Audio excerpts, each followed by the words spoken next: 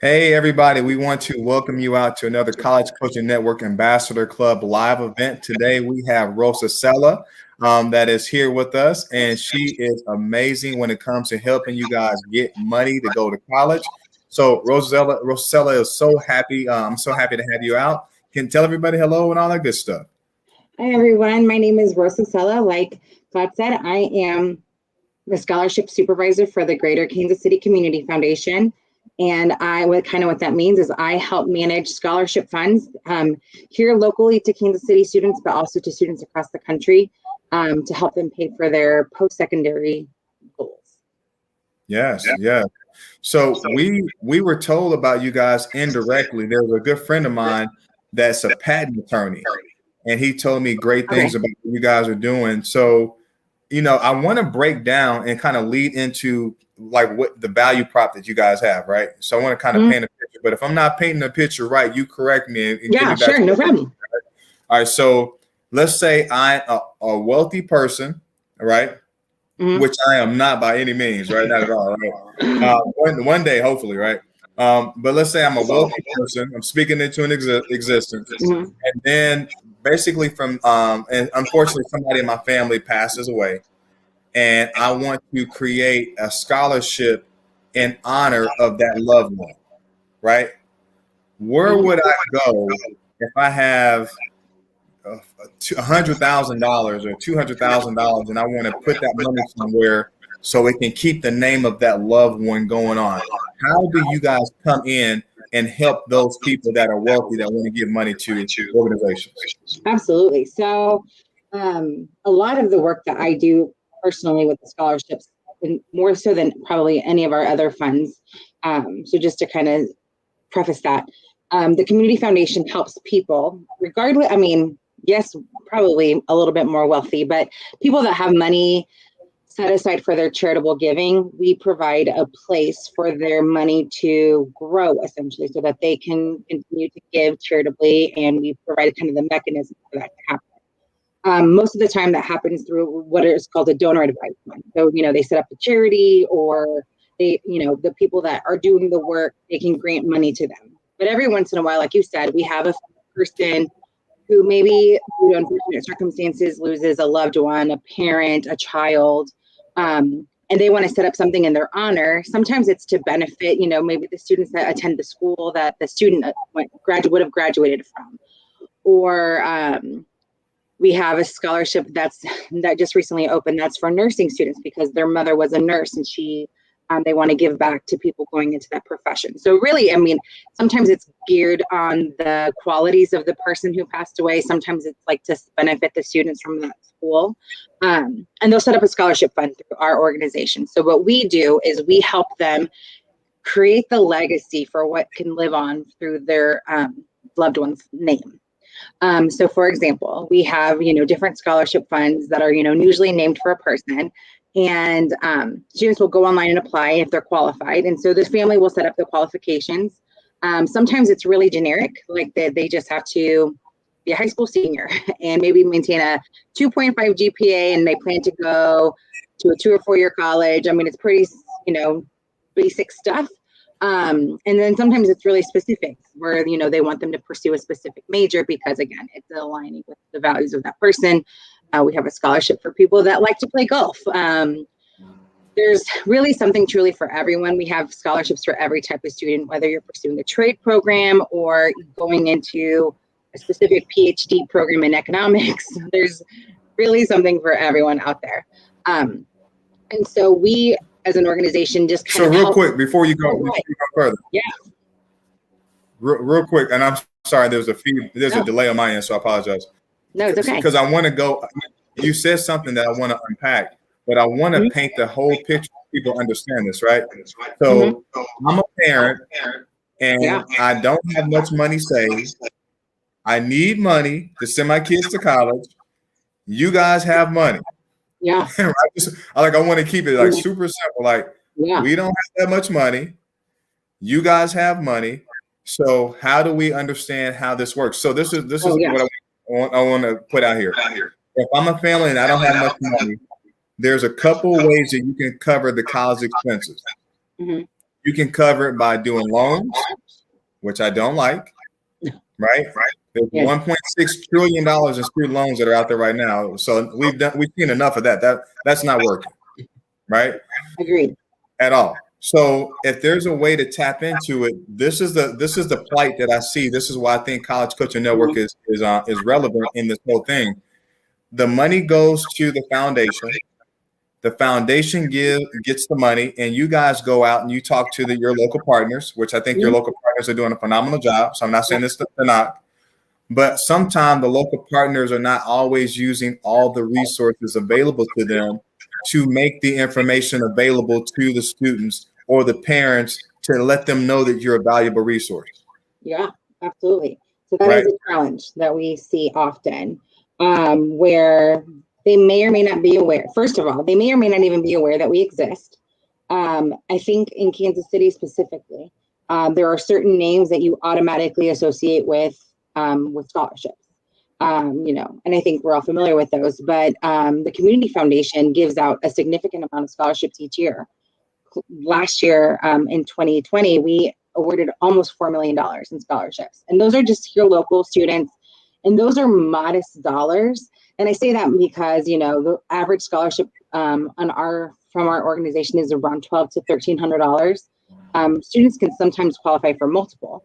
But it's not like the, full rides. We're not giving those out every left and right, but you can still, anything to chip away at the debt, or that way you can focus on your studies and you're not wondering how am I going to pay this off one day? Because I can tell you, when we paid off my student loans, maybe it's almost been 4 years now. It was the best day. I was so excited because it was one less thing to have to worry about.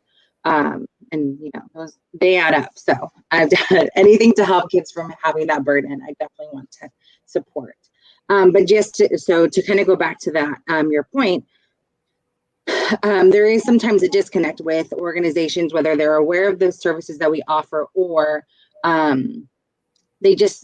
it used to be a very cumbersome process. So what used to happen is a student might come to us and say oh, I want to apply for the Black Community Fund, for example.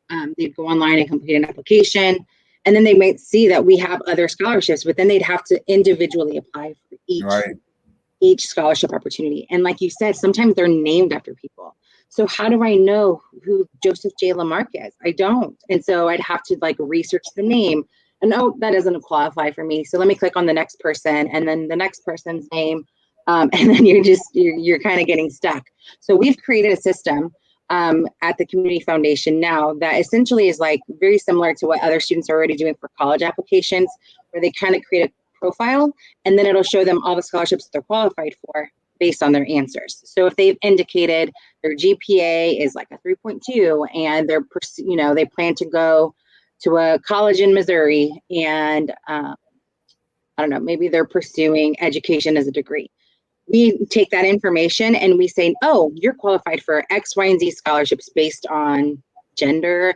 We look at financial need. We look at, like I said, we have scholarships that are specifically earmarked for Black and Brown students. So we have a lot of things that we take into consideration in the application process. And then it spits them out as a list. So that list might be 7 scholarships, it might be 20. I've seen students qualify for a lot. And at that point, you're already qualified. You've already done the work. You just have to click apply. And I think that in a society now where students are just ready to, get everything done quickly, they don't want to take the time, where it might take a couple of hours, or you might have to come back to it, a couple of times, because you might need to ask a parent or guardian for help when you're looking at the financial need information, or you might not know the cost of the tuition of the school that you're attending. So you have to do a little bit of Googling. And if it's not all immediately there, I notice a lot of drafted applications in the process where they don't get completed, even though they're already qualified. So that part gets really frustrating. Yeah. So can we talk about that? Because I actually talked over to, before we go to that part, I want to make sure we're setting this up too.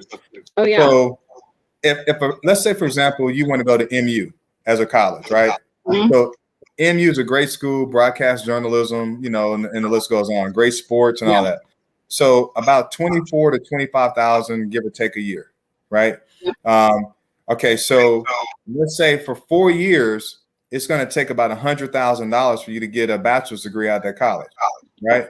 Yeah. So now the family does all the FAFSA information, and then they figure out they still got to come up with like 20,000 out of that 25,000, right, out of their own pocket. So now they're looking at about 80 grand out of pocket.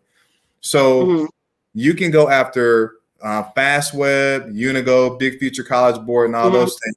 Those are private scholarships. We have a partnership with Sallie Mae. We have $18 billion in there. So those are private scholarships, but those scholarships are national and they're highly competitive, right? Oh, yeah. But I'm talking to people like yourself at the Greater Kansas City Community Foundation and other scholarship foundations, and they're telling me that their applications from one year to the next sometime are down. Or the applications are consistent, but the quality of the applications is way down, right? Can you explain to me about the quality, like making sure that the quality of the application, like where are we having a disconnect where people need money, you have money, but somehow or another the applications are going down or the quality of the applications is not above board? So like walk us through the problems with that. Yeah, absolutely. So we see this a lot with the quality. So I'll kind of start there. So most scholarships will require an essay of some sort. So, and sometimes they're, 200 words, just describe what your goals are. And sometimes they're, 500 to maybe 700 words. And here's a proposed scenario. What are your thoughts on COVID-19 and the impact of the Latino community or something to that effect, So sometimes they do make you think a little bit more, and sometimes they are what I call like the generic scholarship, college scholarship essays. Students will very often do just the bare minimum. There's not a whole lot of thought that goes into that. I was a high school teacher. I remember very clearly here's your homework assignment, and it's just like boom, boom, boom, boom, boom, done. Even if I get like a 50% on it, at least it's better than a 0. And I kind of tried, but I didn't put that much effort. I remember seeing that. I also remember seeing those really high achieving students, and the high achieving students tend to rise to the top. So you'll see often the people that take the time to qualify or to really write quality essays, to answer questions fully. There's a really simple question that we ask, where it's, the first question is, what's the cost of your enrollment at the school that you're attending? And so you can Google that. Like you said, MU, 25,000. How much money do you have set aside? And then what's the gap? So like, and then we're like, subtract this line from this line. And people will like make up numbers. And so the review committee sees that, and they're like, if we're investing money into this student's education, will they cut it in a math class in college if they don't even know how to do a simple subtraction?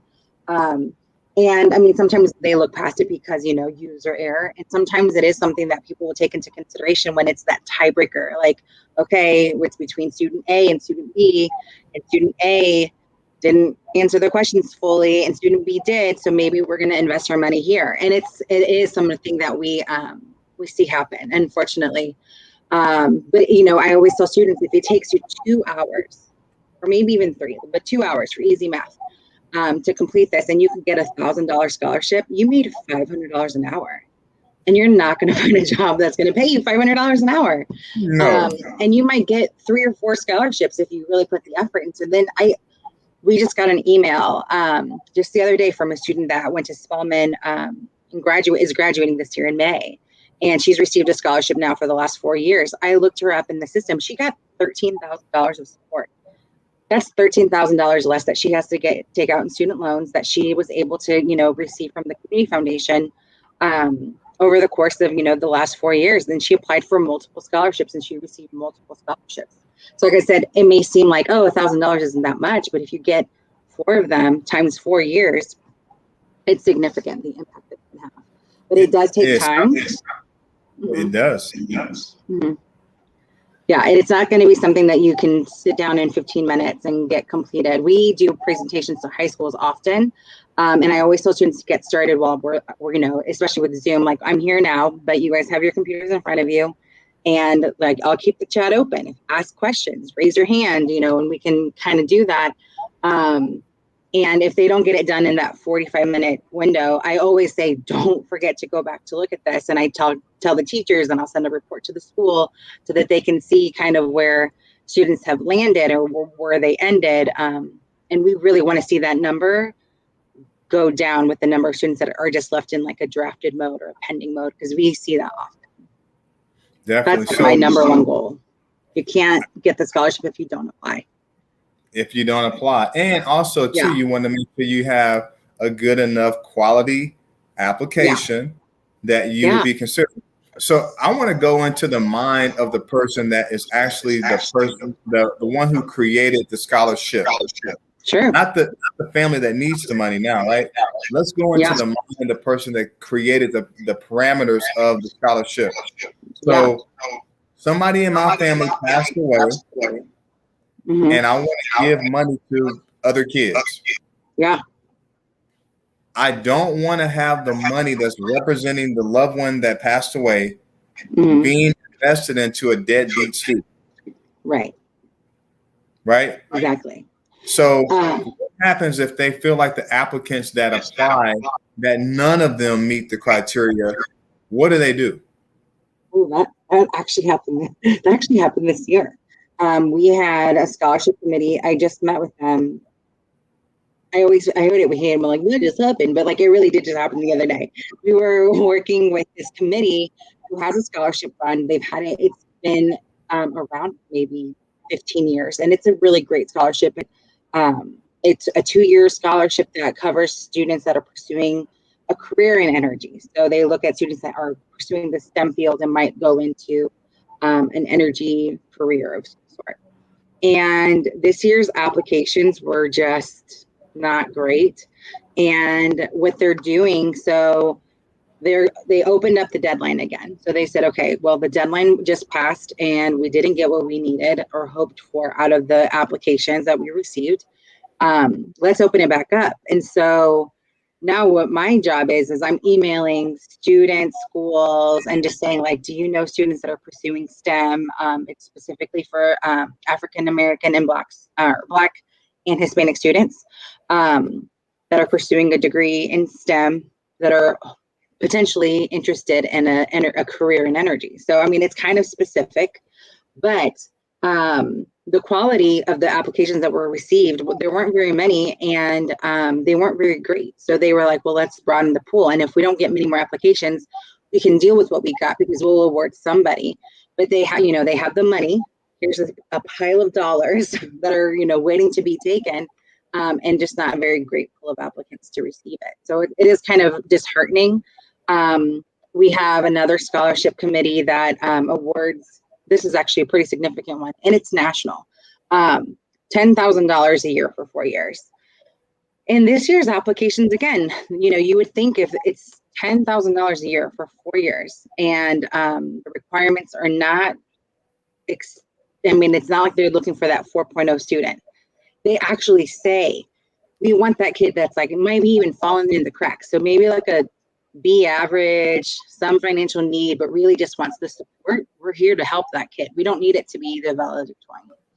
And I want students, if that's the biggest takeaway that I can say to everyone listening, it doesn't have to be that you're like the top student of your class, because they will likely get scholarships. Absolutely. But sometimes they're looking for the kid that just needs a little bit more help, a little bit more of a hand up, that maybe you can see in their transcript that freshman year wasn't the best, but wow, look how they've turned it around. Our committees love that story. They love those students. And we often see that the average GPA isn't necessarily a 4.0 of the students that are getting awarded scholarships. So don't feel like that's going to determine, because your neighbor next to you that might be applying for the same scholarship has a better GPA, that's going to be what determines it. It's usually all encompassing. So to go back to your like the donor, as they're like either setting up the fund or reviewing scholarships, they take into consideration the whole student. So we do look at academics. We also look at financial need, and financial need as determined. A lot of this is like self-reported information. Some scholarships require the FAFSA, but not all of them, because we are privately funded. There's not a requirement for the FAFSA. So if you're not FAFSA eligible, we're a great resource for you. We look at, community service, extracurricular activities. If you had a job, maybe because you couldn't necessarily play all the sports or do all the after school clubs because you're working, or maybe you were working with your family at home, we give you an opportunity to share who you are as a student. And then also there's essays, letters of recommendation. Our committees love reading letters because it's kind of an insight to how somebody else views that student. And so sometimes that's what determines, like, oh man, this kid was like okay on paper, but did you see how their science teacher talked about their leadership or like their ability to whatever, or how great of their character is? Like, those are the things that really set the student apart. And those are the things that our committee is looking for. So they take into consideration multiple facets. It's never just one thing that is going to, it might be the thing that like is the tiebreaker, if you will, as everyone's being considered. But it's something that I always like to share, that all those little parts of the application that you're filling out might be the piece that sets you off over another person. When you're answering those short answer questions, when you're saying like what your ultimate career goal is, when you talk about your extracurricular activities, your community service, share that, you spend 2 days a week doing whatever service project for your, sometimes it's school required and we don't really care why you do it. We just want to know the impact that it had. Or like, there's a question that we ask on our general application that says, so they list like school activities or community service, and then all these, what was your favorite? And so like that answer tells us a lot about the student, because we can see like, what are they really passionate about? Do they love being in band or, art club or whatever that might look like? Because those are the things that when the donor is thinking about like the child that they had, the parent that they had, the loved one, scholarships that get named after like a teacher at a high school, because once they pass away, what are the things that align with their values? And those are the things that usually help a student rise to the top. That's interesting that you said that, because when I don't know if you play sports. I was a big time sports person in high school. And so, and I didn't do this, but you would have what's called a highlight tape and show you how old I was. When I got ready to play college basketball, I sent a VHS tape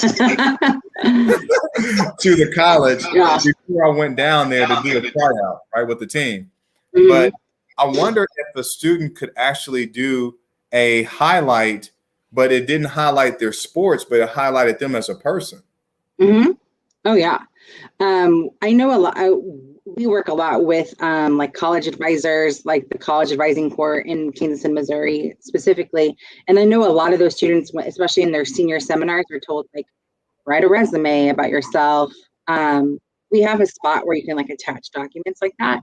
Whether it's the resume of your outline for, like you said, whether it was sports or anything else that you might have done. And some kids do a really great job of highlighting, like, especially if they were, say like they were in student council and they were like helped the coat drive. I'm not even sure what kids do. Yeah, right. But whatever that might look like, they are able to outline really specifically the things that have, really brought their passions that they have. And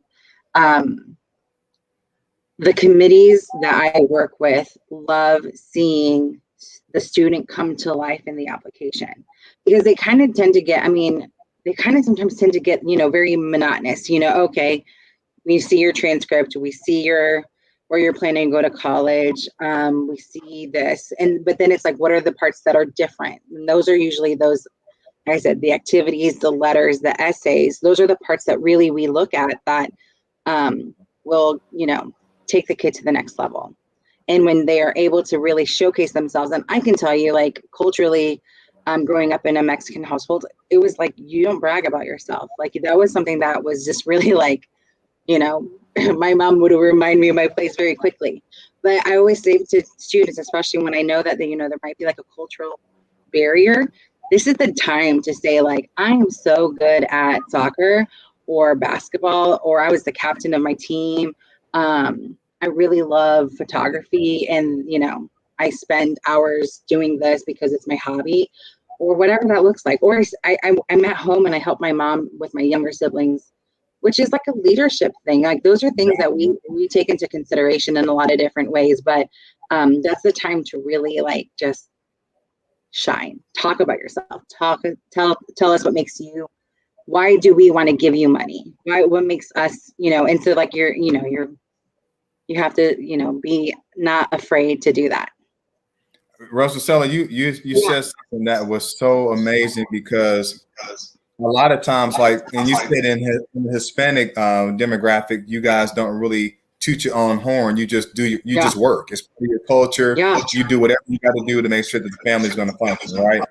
And so in the Black community, we have some people that they're very humble, but then you have some that are very ostentatious. And I know that's across the board, right? Yeah. And you know what I'm talking about, right? I was one of those ostentatious ones. I had the loud radio and I was riding down the street and that's why I can't really hear now, right? Going back in the day. But this is the thing. You have to be tasteful in what you disclose and how you disclose it, but you got to put the best foot forward. So what advice would you give to a student on how they can not be braggadocious, but they could still kind of highlight the aspects of what they're doing? What would you give them as far as advice on that? Ooh, that's a good question. So I would say just make the list. Everything you did from your freshman year of high school until your senior year, and just like write it all down. And it might be really long or not, depending on the type of student that you were in high school. And then pick out the things that really, like if you were, had any sort of like leadership role, it's the thing that you're the most proud of, even if it was like, maybe you weren't a leader, but you were part of a club that did something, or you played a sport, and maybe you rode the bench and the whole year, but you still got to be a part of the team dynamic. And that was something that was really important to you. Highlight the things that really matter to you the most. And so then if you have those 10, maybe like the list was really long, but you narrowed it down to like 5 or 7 things that are really the most important in the event, because sometimes there's scholarships that have interviews. In the event that you get interviewed, sometimes they'll ask you like, hey, I saw that you were in DECA. Tell us about that. Tell us about your experience, or, why you like the bake sale at your school, or whatever that might be. And then you get to share about something that you're really passionate about. And I can tell you, especially in an interview situation, when a student gets asked to talk about something they're really passionate about, the light switch immediately turns on. So it'll be like, hi, how are you? Nice to meet you. Tell us what your plans are for school. Oh, I'm going to go to whatever college. Oh, you wrote an essay about your cousin who's disabled. Let's talk about what you've done at your school to make it easier for her to get in and out of class. That student, she was a different person than she was at the beginning of that interview. And if we would have gone off the kind of quiet, reserved versus the person that lit up when, asked about something that she really cared about, it was amazing to see that. And I remember thinking in my head, like, she's going to get awarded this scholarship because she talked about something that she cared about. Because if it would have just been the basic answers, she just kind of was in her shell. And that's okay. I mean, not everyone is going to be the ostentatious person. Not everyone is going to be, it's okay to be introverted, but you still have to shine. You still have to find the thing that, even if I'm reading it, what is like, oh, I can really tell that this person cares about this in their essay because of how they described it, because of how well their writing is. Have people read it and read it again and revise it and then read it again. Don't be afraid of a bad first draft. You just got to get it out on paper. But I think that students need to use the resources, whether it's a program, a teacher, a counselor, a friend, another friend, a parent, email us. We've had people that say, can you review our essay? And we will. Like I have before. I mean, obviously, I don't personally get to make any decisions when it comes to who gets to spend the money. I'm just part of the infrastructure here at the Community Foundation, so I don't mind doing that. And I love the students that take that initiative to really become successful in the application. Which is key. So in conclusion, we're going to do more interviews with you because we only scratched the surface on how much you have This is recorded, so we're going to have this on our app for everybody to archive, and then we'll have it on our social media platforms too, so people will be able to go back and listen to this video down the road. So we'll continue to add to the library of content that we're going to build together, just bringing more awareness about what the Greater Kansas City Community Foundation offers. In conclusion, I just want to point out, though, that if you need help paying for college, a lot of people don't understand that the Community Foundation is here as a resource to provide money to help you offset your college expenses. I know specifically from my family, I looked through the list, and on one of your scholarship portals, there was over 250 scholarships in one portal by itself. Yeah. And then the other one for the Black, I think it was a Black Fund, Educational Fund, or Community Fund. Yes, there were a plethora of scholarships that were there. And then if you were of Hispanic descent, there was a fund that was just for Hispanics. Yeah. Right. Yeah. And the Hispanic Development Fund awards over 300 scholarships a year. I mean, it's our biggest fund in how much they award and how, like, by number of students, but also by, number of dollars awarded each year. And they award, over 300 scholarships. And, they take into consideration everything from the zip code that you live in, your GPA, your financial need.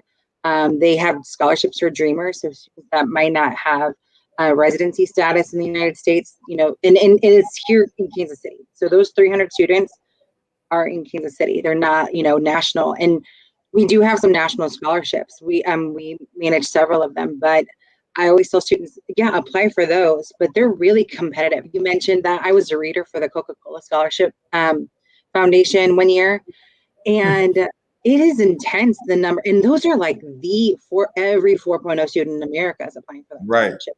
So good luck. But I mean, it's a really great opportunity. I'm not saying that you shouldn't go for it, shoot your shot, but just know that it's really competitive. And sometimes when the scale is smaller, there's still competitive scholarships, but you just have a better chance.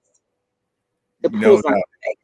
It's not as big. And there's so many of them that are out there that I seen when I worked at Commerce Bank, that we had a scholarship fund, and the applicants that came in were only 9. Yeah. And they had multiple scholarships. So you got a great resource. We'll have you back. But if someone wants to get in contact with the Greater Kansas City Community Foundation, what website can they go to that they can actually learn more about your program? So they would want to go to growyourgiving.org/scholarships. growyourgiving.org/scholarships. And they'll see the list of scholarships there. And then if they see something that they want to apply to, they can apply now. A lot of our deadlines have passed in like March and April. But if you are, there are still deadlines that, we have one tomorrow. If you are going into STEM or any engineering program, the Honeywell scholarship closes tomorrow. I will say this, just a really quick, another shout out. So students that might say, you know what, college isn't necessarily for me. We have scholarships for trade programs. Honeywell has a full ride for students that are pursuing welding, HVAC, you name it. If it's a trade program and they allow it, you get a full ride. And when you are done as a welder, you will make good money. Find yourself a union job and you're done in 2 years, and your friends are in college and they're still, they got 2 more years to go. So if that's not necessarily, you don't think that the path for a 4-year university is for you, find something, and there are scholarships for it. So just I'm an advocate for anything that's when you get done with high school, find a thing, whether it's a trade program, a 4-year, a 4-year degree program, whatever that is, find something, find a skill and go for it. I love what you do. Behind the camera, you got a heart of gold. You really want to make a difference in the lives of the students.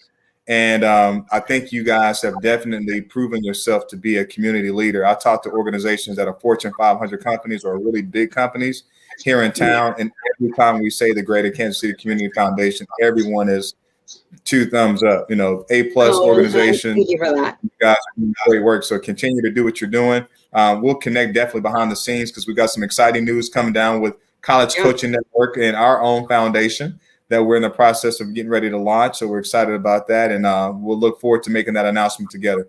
Thank you, everybody that listened. I know people were probably still in school and all that good stuff. So sometimes people will peek in here or there, but a lot of times people will listen to this in the archive. So for those who are listening to this today, make sure today's date. Today is April the 8th, right? Yeah. April the 8th, 2021. The deadline is April the 9th. I want to make sure I get that time stamp. Yeah. April the 9th, 2021 for the Honeywell Scholarship. So you want to make sure you go to www.growyourgiving.org/scholarships, and that will get you access to that before that deadline comes. So Rosa Stella, thank you so much for all that you're doing for us. Of course. Thank you. Appreciate it. Thanks for having me. No problem. Goodbye, everybody. Bye.